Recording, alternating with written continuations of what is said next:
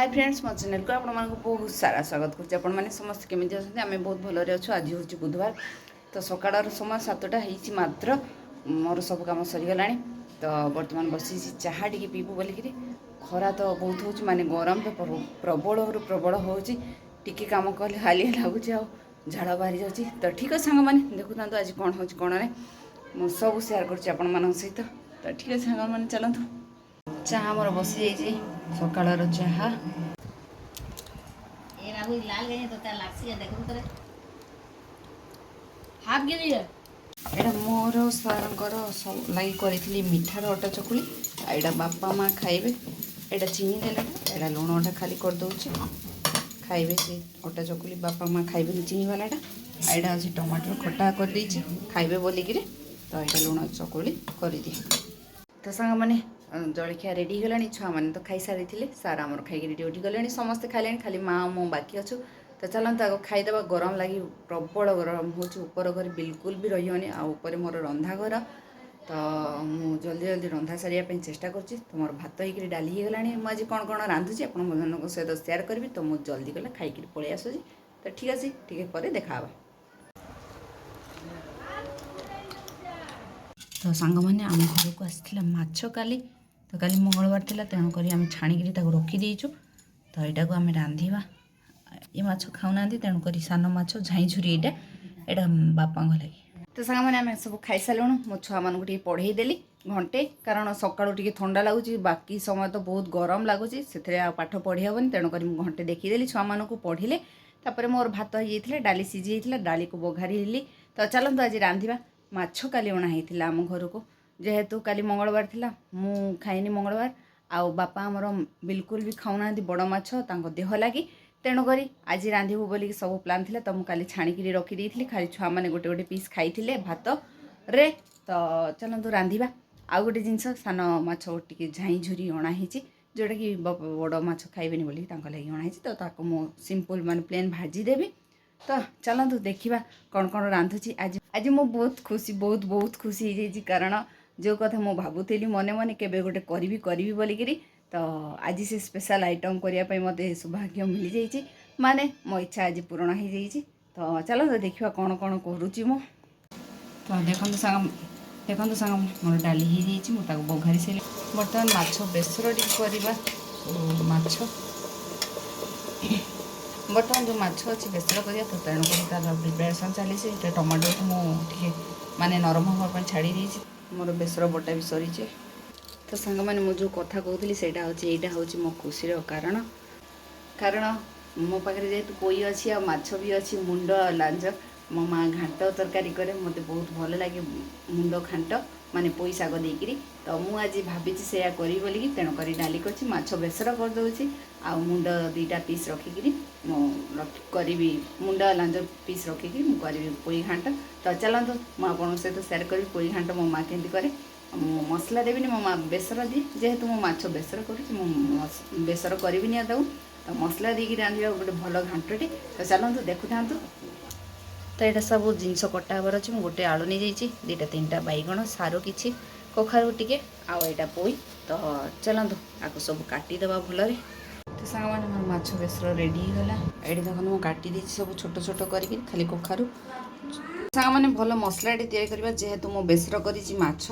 तो पोई घाट को मो मसला देवी तेणुक मो रसुण नहीं जाइए बहुत सारा 3-4टा सुखिला लंका नहीं जाइए अदा किसी नहीं जावा टे जीरा पकईदबा और टे धनिया पकईदबा गोटा धनिया।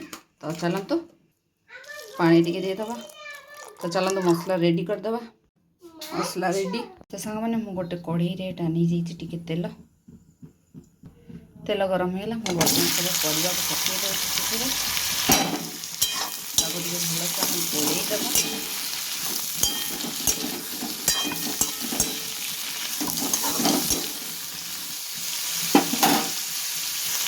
लुण टिके पर पकेवा तापर आम गोलईदबा घोड़े टे सीझापी छाड़ीदबा। फ्रेंड्स मोर शाग परिवा सब सीझीगला बर्तमान मो पोई शाग पकई दूसरी भी टे सीझापी छाड़ीदबा शाग को। सांग मैंने ये संतुली होगा बर्तमान आम चूली को बंद करदे। सांग मैंने मुझे कड़े गरम कर दी तेल टिके ଫୁଟଣ ଟିକେ ପକାଇ ଦେଇଛି। ଫୁଟଣ ଫୁଟିଗଲାଣି। ପିଆଜ ଗୋଟେ କାଟି ରଖିଛି ତାକୁ ପକାଇଦେବା।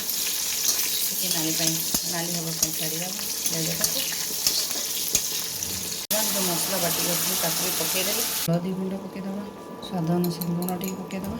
ମସଲାକୁ କଷିବା ପାଇଁ ଛାଡ଼ିଦେବା। ମସଲା ଟିକେ ଭାଜିଗଲା। ମୁଁ ଟମାଟୋ ଦୁଇଟା କାଟି ରଖିଲି ତାକୁ ବି ପକାଇଦେବା। ଟମାଟୋ ଟିକେ ମିଶିବା ପାଇଁ ଛାଡ଼ିଦେବା। ମସଲା କଷିଗଲାଣି ସାଙ୍ଗମାନେ, ଟିକେ ସେଥିରେ ଗରମ ମସଲା ବି ପକାଇଦେବି। ଆଉ ଟମାଟୋ ବି ମିଶିଗଲାଣି। ଗରମ ମସଲା ଟିକେ ପକାଇଦେବା। ଦେଖନ୍ତୁ ସାଙ୍ଗମାନେ, ମୁଁ ମୁଣ୍ଡ ଦୁଇଟା ଲାଞ୍ଜ ଦୁଇଟା ରଖିଥିଲି, ତ ତାକୁ ମୁଁ ହାତରେ ଭାଙ୍ଗି ଦେଇଛି।